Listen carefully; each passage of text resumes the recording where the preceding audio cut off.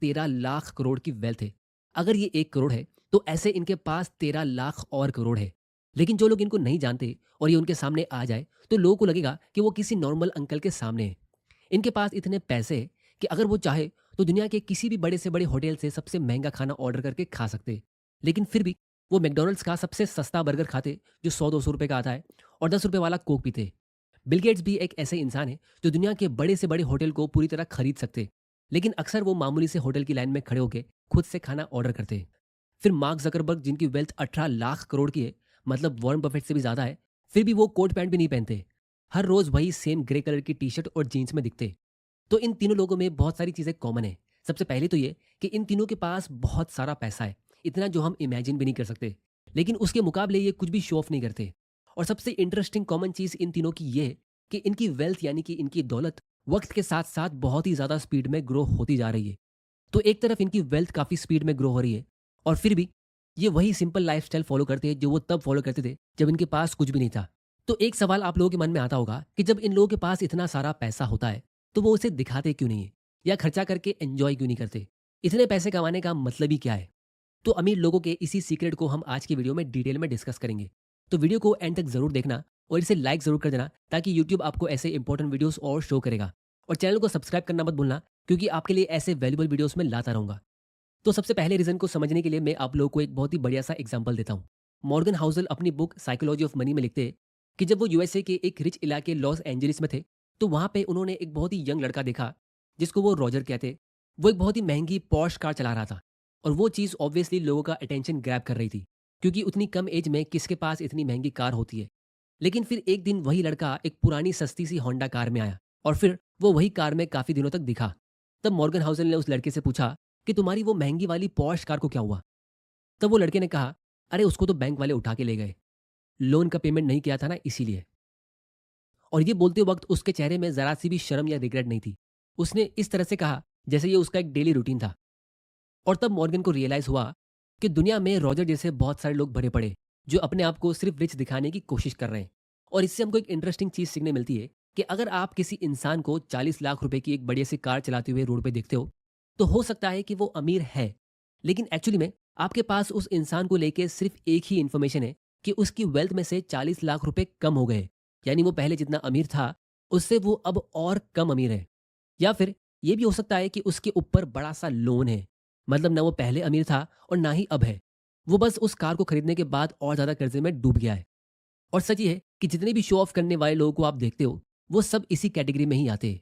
क्योंकि आज की इस सोशल मीडिया वाली फेक रिच सोसाइटी में हम बहुत ही जल्दी लोगों को जज कर लेते हैं कि जिसके पास बढ़िया सी कार है, जो दिखने में अमीर लग रहा है, वो एक्चुअली में अमीर है। लेकिन सच ये है कि वही सो कॉल्ड दिखने वाले अमीर लोगों को इन्वेस्टिंग की, स्टॉक मार्केट की या वेल्थ बिल्ड करने की एबीसीडी भी पता नहीं होगी। और ये भी हो सकता है कि जो आदमी 1 लाख रुपए का आईफोन यूज कर रहा है, उसके बैंक अकाउंट में 1 लाख रुपए भी ना हो। क्योंकि ज्यादातर जब लोग कहते हैं कि मैं बहुत मेहनत करूंगा और करोड़पति बनूंगा, तो उनके बोलने का एक्चुअल मतलब ये होता है कि मैं बहुत मेहनत करूंगा, 1 करोड़ रुपया कमाऊंगा, और फिर वो 1 करोड़ रुपया खर्चा करके एंजॉय करूंगा, जो उन्हीं की बात का एग्जैक्टली ऑपोजिट होता है। क्योंकि जो इंसान 1 करोड़ रुपया कमाता है और फिर उसे पूरी तरह से उड़ा देता है, तो वो अमीर कैसे हुआ? वो तो फिर से जीरो हो गया। तो इससे हमको फाइनेंस का सबसे बड़ा लेसन मिलता है कि spending money to show how rich you are is the fastest way to become poor. मतलब अगर आप लोगों को दिखाने के लिए खर्चा करते हो कि देखो मैं इतना अमीर हूं, तो उस चक्कर में आप सबसे जल्दी गरीब हो जाओगे। क्योंकि रियल वेल्थ वो होती है जो आपने अभी तक खर्चा नहीं किए, जो आपके बैंक अकाउंट में अभी भी है, या फिर जो आपके पास स्टॉक्स है जिसको आपने सेल नहीं किए। तो यहाँ पे आप लोगों को पहला लेसन समझ में आ गया होगा कि रिच लोग अमीर दिखने की कोशिश क्यों नहीं करते। क्योंकि गरीब लोग अपने पैसों की कमी की इनसिक्योरिटी को छुपाने के लिए अमीर दिखने की कोशिश करते, और वो दूसरों को नहीं, अपने आप को बेवकूफ़ बनाते हैं कि वो अमीर है। लेकिन उस चक्कर में वो और ज़्यादा पैसा खर्चा कर देते, क्योंकि ये करना आसान है। अमीर दिखना आसान है, लेकिन अमीर बनना बहुत मुश्किल है, और उस प्रोसेस में वो और ज़्यादा गरीब बनते रहते हैं। और अमीर लोगों को वो इनसिक्योरिटी होती नहीं है, क्योंकि उनको पता है कि वो रिच है, और इसीलिए वो अक्सर किसी को दिखाने के लिए नहीं, बल्कि अपने खुद के लिए, अपनी हेल्थ, कंफर्ट और अपनी ग्रोथ के लिए खर्चा करते हैं, जो शो ऑफ के मुकाबले काफ़ी सस्ती होती है। और उससे वो और ज़्यादा अमीर बनते रहते हैं। इस चीज़ को अच्छे से समझने के लिए मैं आप लोगों को एक बहुत ही बढ़िया सा एग्जांपल देता हूँ, जिससे आप लोगों को फाइनेंस का और फाइनेंशियल फ्रीडम का एक बहुत ही पावरफुल लेसन सीखने मिलेगा। लेकिन उसके पहले एक क्विक अपडेट। अभी मार्केट में करेक्शन चल रहा है, और इसी वजह से क्रिप्टो के प्राइसेस नीचे आ गए हैं। लेकिन एक गोल्डन अपॉर्चुनिटी हो सकती है, क्योंकि बियर मार्केट ही वो टाइम होता है जब स्मार्ट इन्वेस्टर्स एंट्री करते हैं, ताकि जब मार्केट बाउंस बैक करे तब हमको मैक्सिमम रिटर्न्स मिल सके।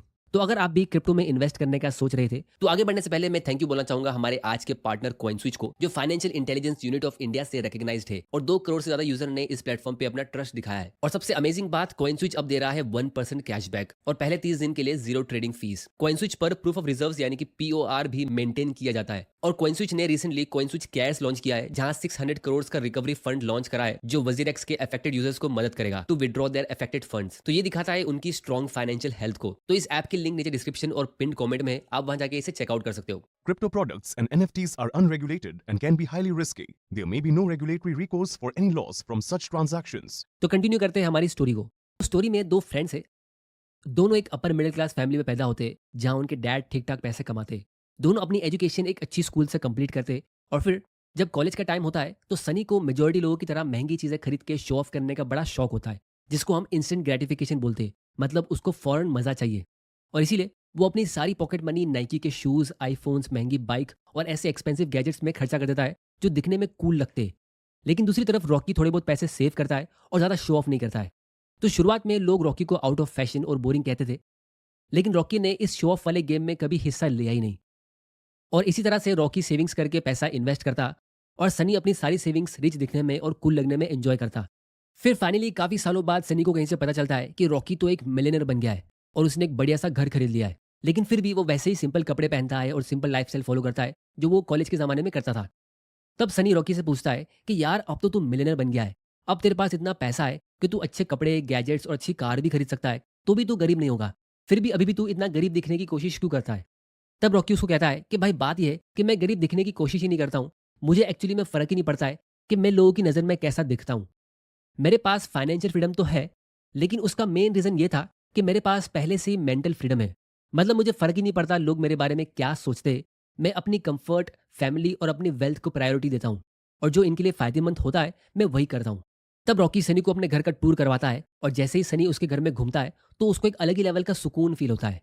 तब रॉकी उसको बोलता है कि देख, मैंने 5 लाख रुपए का एयर प्यूरीफायर घर पे लगवाया है, वो देख वहाँ पे ऊपर है, जो तुमको दिखाई भी नहीं दे रहा होगा, लेकिन बहुत ही यूज़फुल चीज़ है। इससे हम बहुत सारी बीमारी से बच सकते हैं, जिससे हमारे मेडिकल एक्सपेंस कम होंगे और मैं लंबी लाइफ जीऊँगा, जिससे मैं अपनी वेल्थ को और ज़्यादा ग्रो कर पाऊँगा। फिर रॉकी सनी को अपनी होम ऑफिस दिखाता है, जिसमें वो उसको अपनी 3 लाख रुपए वाली अर्गोनॉमिक चेयर दिखाता है और कहता है, भाई हर दिन 8-10 घंटा काम करता हूँ, अगर खराब कुर्सी पर बैठा तो बैक पेन और लॉन्ग टर्म हेल्थ प्रॉब्लम्स पक्की होगी और इसीलिए इससे अच्छा यहीं इन्वेस्ट कर लूँ। तब सनी हंसते हुए कहता है, मतलब तू अच्छी कार और ब्रांडेड कपड़े नहीं खरीद रहा है, लेकिन पानी, हवा और कुर्सी पे लाखों रुपया खर्चा कर रहा है। तब रॉकी कहता है, हाँ भाई, क्योंकि मेरे हिसाब से यही असली लग्जरी है। मैं और मेरी फैमिली हेल्दी और फिट रहती है, मेडिसिन के पैसे तो बचते ही है, लेकिन हॉस्पिटल्स के चक्कर भी काफ़ी कम होते हैं और हमें कोई यूजलेस चीज़ों का स्ट्रेस भी नहीं लेना होता है। A calm mind, a healthy body and a house full of love, यही लाइफ की असली लग्जरी होती है। तब सनी को रियलाइज़ होता है कि उसके पास एक महंगी कार है, महंगा आईफोन है और बहुत सारी शो ऑफ करने वाली चीज़ें हैं, लेकिन थोड़ा सा चलने पे उसको हमेशा ब्रीदिंग इश्यूज होते रहते हैं और वो हर सुबह बैक पेन और मेंटल स्ट्रेस के साथ उठता है, क्योंकि उसको लोन की ईएमआई भरनी होती है। अब दोस्तों, ये स्टोरी सुनने में आप लोगों को काफ़ी इंटरेस्टिंग लग रही होगी, लेकिन मेजोरिटी लोगों का यही हाल होता है। तो ये था हमारा सेकंड लेसन, असली लग्जरीज सिंपल होती है। फिर तीसरे रीज़न को समझने के लिए इमेजिन करो, बारिश हो रही है, बहुत सारे घर है, सबके छत पर पानी गिर रहा है, लेकिन सिर्फ एक ही घर ने एक ऐसा सिस्टम बनाया है जिसमें रेन वाटर फिल्टर होकर स्टोर होता है और फ्यूचर के लिए काम आता है। बाकी सब घरों का क्या होगा, पानी बह के निकल जाएगा और गर्मी के मौसम में उनको स्ट्रगल करना पड़ेगा। तो पैसा भी बिल्कुल ऐसे ही काम करता है।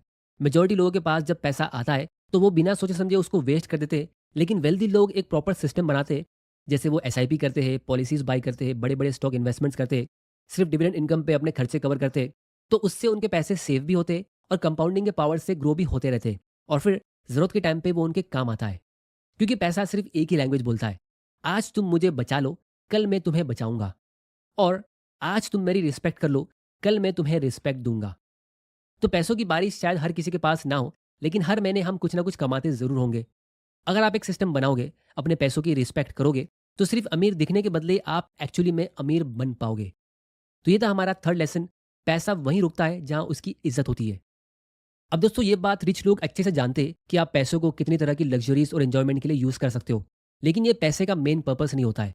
और इसीलिए जब वो लोग पैसों को अलग तरीके से यूज करते तो वो हमको बहुत ही अजीब लगता है।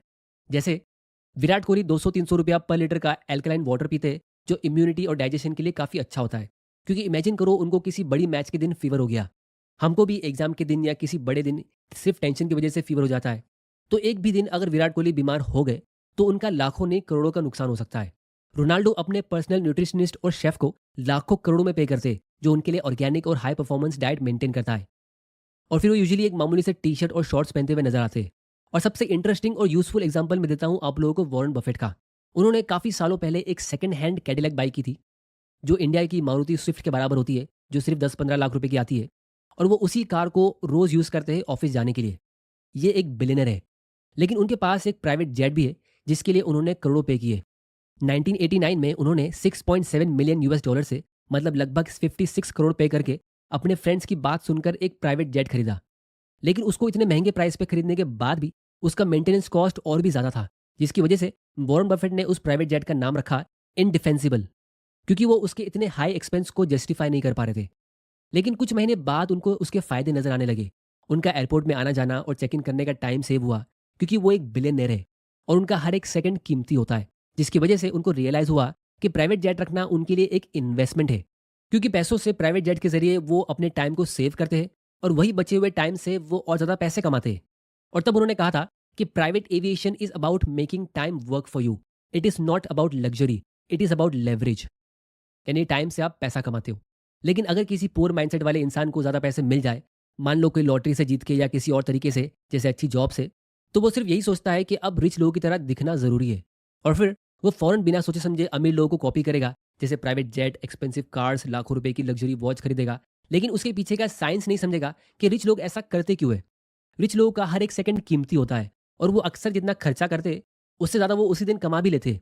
लेकिन मिडिल क्लास लोग जब उनको कॉपी करते, तो वो उस एक लायबिलिटी के लिए सालों साल पे करते रहते। और सबसे इंपॉर्टेंट, वही पुअर माइंडसेट वाला इंसान 200 या 500 रुपए की कोई बुक नहीं खरीदेगा, जिससे उसको बहुत ही यूज़फुल नॉलेज मिल सकती है, जो उसकी पूरी लाइफ चेंज कर सकती है। लेकिन वही 200-500 रुपए वो मूवी देखने के लिए बिना सोचे समझे खर्चा कर देगा, सिर्फ 2 घंटे के एन्जॉयमेंट के लिए। तो इसीलिए सच ये है कि पैसा एक टूल है, जैसे एक हथौड़ा होता है। अगर सही तरीके से उसको यूज़ करोगे तो कुछ यूज़फुल बना सकते हो, गलत तरीके से यूज़ करोगे तो हाथ भी तोड़ सकते हो। उसी तरह से अगर पैसा समझदारी से यूज़ करोगे तो कंफर्ट, हेल्थ और लाइफ की ग्रोथ के लिए काम आएगा। लेकिन अगर आप इसे गलत जगह पे लगाओगे तो एडिक्शन, शो ऑफ और नेसेसरी स्पेंडिंग का शिकार बन जाओगे और एक दिन ये आपको ज़ीरो भी कर देगा। तो इसीलिए चॉइस आपकी है, आपको शो ऑफ करके दूसरों को इम्प्रेस करना है या अपनी और अपनी फैमिली की कंफर्ट, हेल्थ और ग्रोथ को प्रायोरिटी देना है। तो अगर आप लोग अपने पैसों की टेंशन को हमेशा के लिए खत्म करना चाहते हो, तो मैंने कंप्लीट फाइनेंशियल फ्रीडम की गाइड बनाई है, जिसे आप चेकआउट कर सकते हो, जिसमें मैंने इन्वेस्टिंग, पर्सनल फाइनेंस और लाइफ के इंपॉर्टेंट लेसन्स को डिस्कस किए हैं। उसकी लिंक आपको नीचे डिस्क्रिप्शन में मिल जाएगी। वीडियो से कुछ सीखने मिला तो इसे शेयर करो अपने उस शो ऑफ करने वाले फ्रेंड को। और आप लोग नीचे कमेंट करके बताओ कि आप कौन सी कैटेगरी में आते हो, सिर्फ अमीर दिखने वाले लोगों में या एक्चुअली में अमीर बनने वाले लोगों में।